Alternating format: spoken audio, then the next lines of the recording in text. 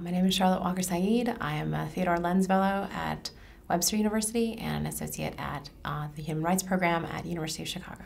I work on Francophone, Central and West Africa. My work principally focuses on the nation of Cameroon, and I work on colonial and post-colonial legal history and history of marriage and the African family. So I look at how law and Christianity changed notions of what constituted a family and what constituted marriage and what constituted love and sort of sentiments between man and wife in Africa. The most surprising finding is typically how worldly people who were seemingly isolated from what we call sort of the modern world, or from sort of big cities where there was a lot of literacy. So illiterate, seemingly isolated people are actually very worldly. They had notions of laws that were passed locally and in Europe. They had notions of sort of religious and social and technological change that was going on in Asia and Europe. They were actually quite well informed, and it speaks to sort of how quickly knowledge and information was shared, even in a period where we didn't have, quote unquote, during the age of information, we didn't have the internet, we didn't have really efficient postal services, but people still managed to communicate and share knowledge in remarkably efficient ways. Well, I think the interesting question that this conference brings up is the question of consent. How do we choose? And especially for women who often find themselves in certain parts of the world facing some very difficult choices.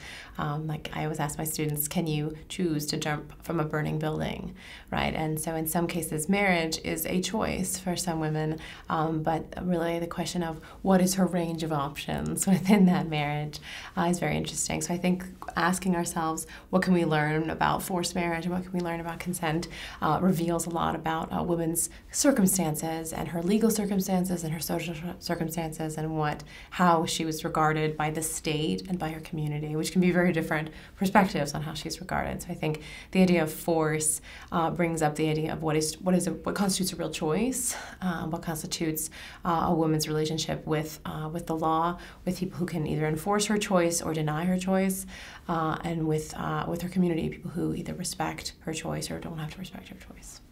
Interesting. Yeah, I think the terminology does matter. I think people have really emotional responses to certain kinds of terms. And so things like forced marriage versus slavery or something like that, or forced marriage versus concubinage, or to call a woman who's in a forced marriage a slave.